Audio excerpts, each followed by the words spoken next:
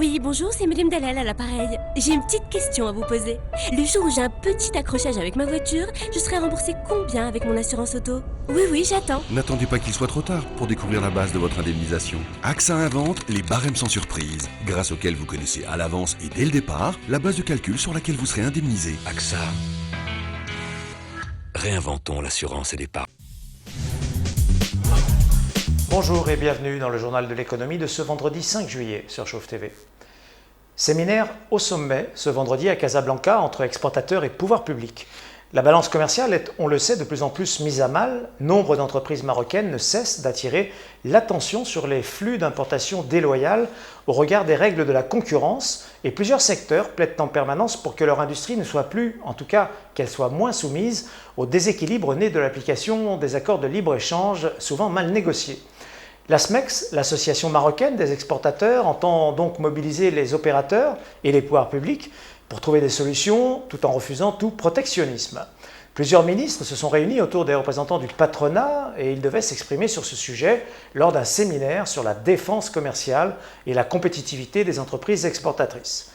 Il s'agit de prendre en main ce dossier et d'engager un débat national constructif avec les opérateurs économiques, explique Hassan Sentissi, le président de l'ASMEX.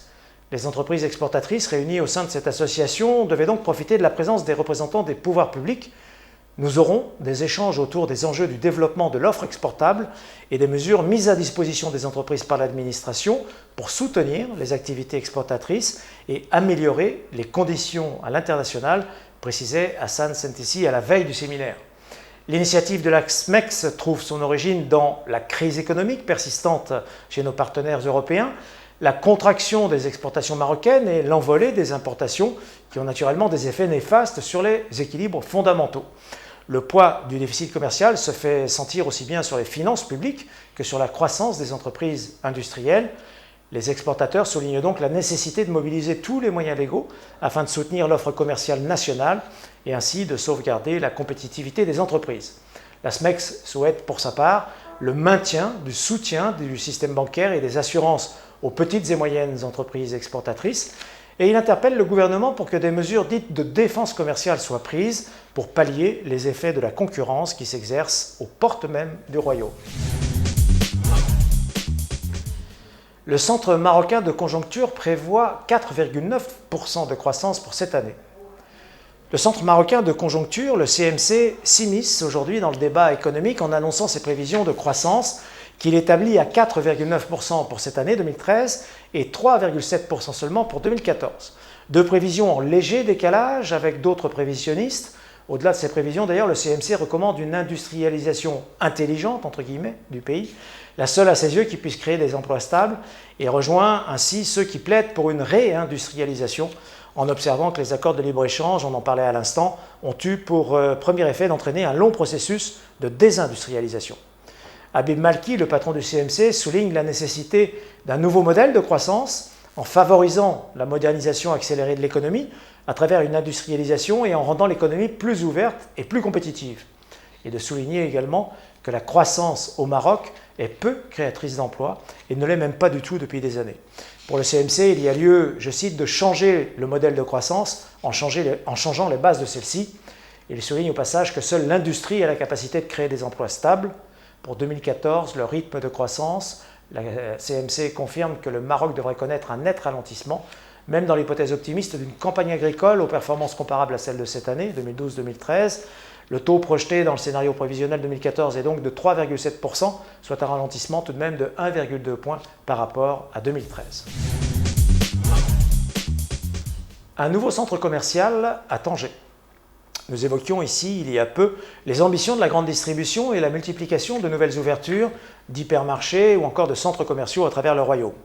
Eh bien, le groupe La Belle Vie investit actuellement quelques 500 millions de dirhams dans un nouveau grand centre commercial de plus de 30 000 m², baptisé Soko Alto, dont l'ouverture est prévue pour décembre 2014.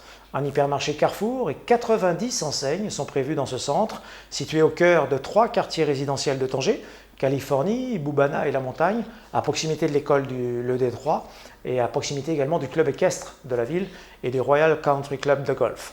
Soco Alto ne devrait pas comporter de volet résidentiel. En revanche, de nombreuses enseignes et marques internationales devraient être présentes dans la galerie marchande.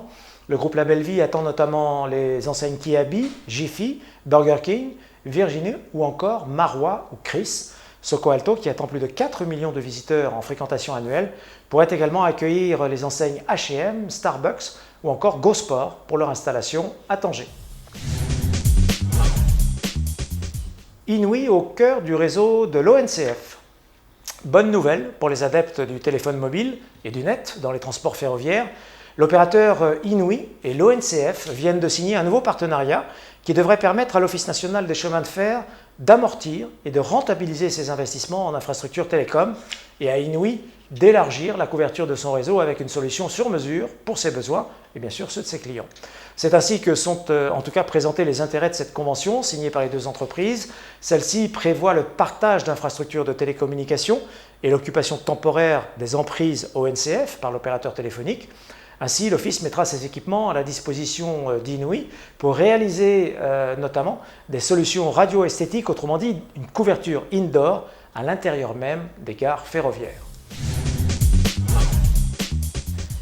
La bourse de Casablanca creuse ses pertes ce vendredi.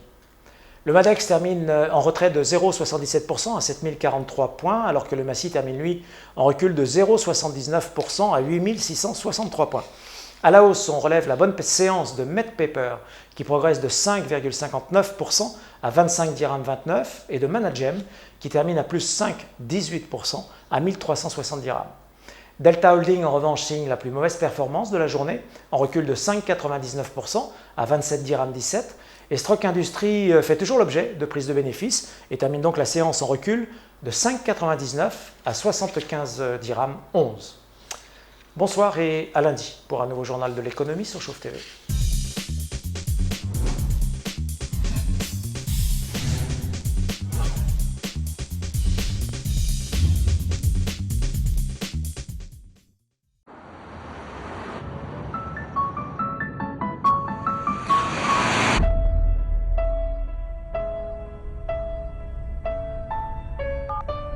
Oui, bonjour, c'est Madame Dalal à l'appareil. J'ai une petite question à vous poser.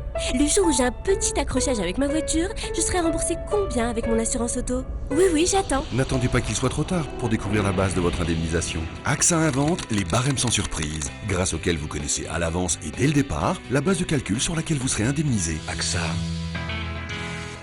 Réinventons l'assurance et l'épargne.